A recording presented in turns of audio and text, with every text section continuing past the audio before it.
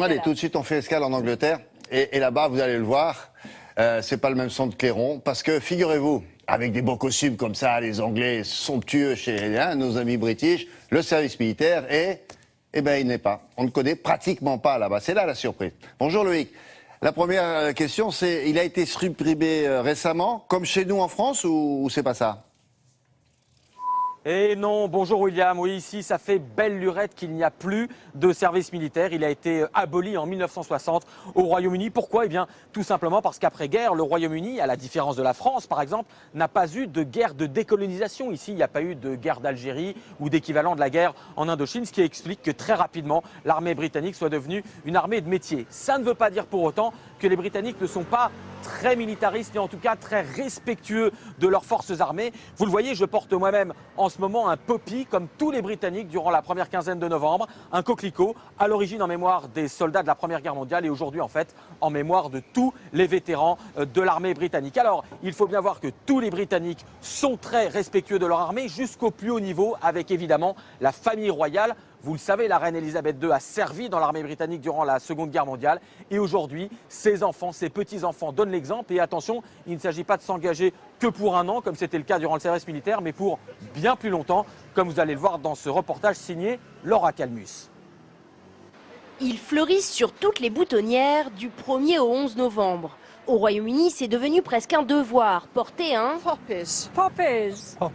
Yes. un coquelicot en souvenir des soldats tombés pendant la Première Guerre mondiale. Politiques de tous les partis, même les plus anti-militaristes, journalistes et présentateurs météo, mais aussi les artistes tout azimuts, les jeunes acteurs d'Harry Potter sur le tapis rouge et même les fans de Star Wars. Tous les Britanniques affichent leur poppy. C'est important de ne pas oublier ceux qui ont donné leur vie pour ce pays. Les Britanniques reconnaissent les sacrifices que les forces armées ont faits et font, et la plupart sont fiers de leur armée. Nos soldats sont bien entraînés, très disciplinés et tout simplement extrêmement bons dans leur domaine.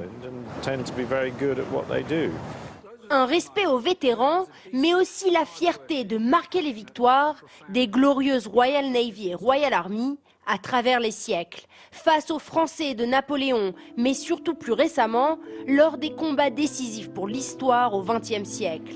1940, la bataille d'Angleterre par exemple, quand les légendaires Spitfire de la Royal Air Force résisteront pour toute l'Europe face à l'avancée nazie. Peu de zones d'ombre et une décolonisation plutôt pacifiste de l'énorme empire britannique. Ici, le jour de l'indépendance de l'Inde, avec le remplacement naturel de l'Union Jack par le drapeau de la nouvelle nation. Toute chose qui explique pourquoi l'ensemble des Britanniques aiment leur armée. Alors, c'est devenu une tradition. La famille royale s'est toujours engagée. La reine pendant la guerre, le prince Charles comme marin et pilote, et aujourd'hui, au grade suprême d'amiral, c'est lui-même qui a décerné ses ailes de pilote à son fils, le prince William. Militaire pendant 7 ans, il a quitté l'armée mais est resté dans la droite ligne du devoir en s'engageant depuis comme pilote d'hélicoptère ambulance. C'est une progression naturelle après ma carrière militaire. Pour moi, c'est gratifiant, ça a du sens. Et il y a une notion de devoir à laquelle je tiens beaucoup. Comme je tiens beaucoup à être aux côtés de ces hommes et ces femmes qui font ce métier si compliqué et si important qu'est le secours aux victimes.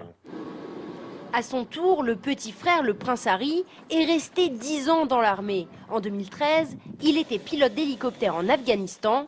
Attaquer l'ennemi ne lui fait pas peur. Est-ce que vous avez déjà tiré sur l'ennemi? Oui, comme beaucoup d'autres, tous les escadrons ont eu à survoler et à tirer. Il bondit à chaque alerte, même pendant une interview. À l'évidence, le prince Harry a un réel amour pour le terrain et le service de son pays. Il a créé les Jeux Invictus des soldats blessés de guerre et a récemment lancé un appel pour inciter le pays à réinstaurer le service militaire obligatoire. Merci beaucoup Loïc. À bientôt. L'équivalent de ce coquelicot en France, c'est le bleuet, mais c'est vrai qu'on le porte beaucoup moins que nos voisins britanniques.